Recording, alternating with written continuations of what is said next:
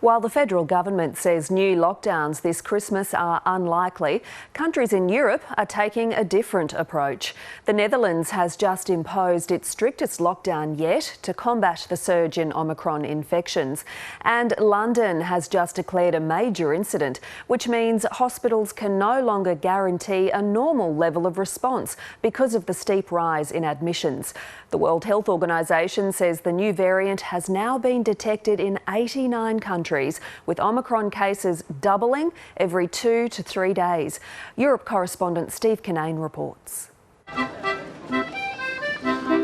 Hours before the lockdown was announced, Dutch shoppers rushed to buy last-minute Christmas gifts. There's a long queue. Apparently I'm not the only one who thought they'd better shop today. The new Omicron variant is spreading quite quickly, and I'm pretty worried about it. If a lockdown is needed, well, that's fine by me.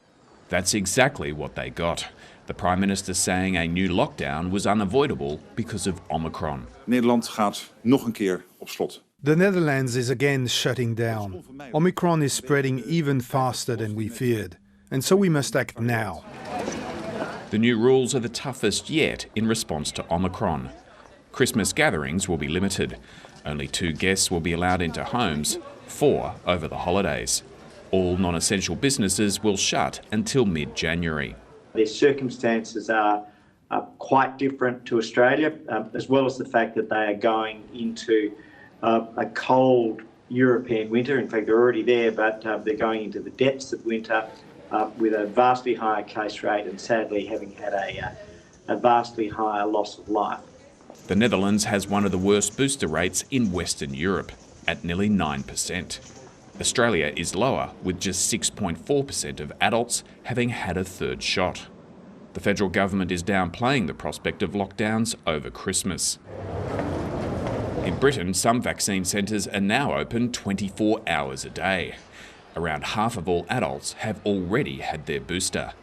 But cases are still surging. Over 90,000 infections have been reported for the second day in a row. Hospital admissions are going up, but also staff absences are going up by a massive level. So I've taken the decision, in consultation with our partners, to declare a major incident today.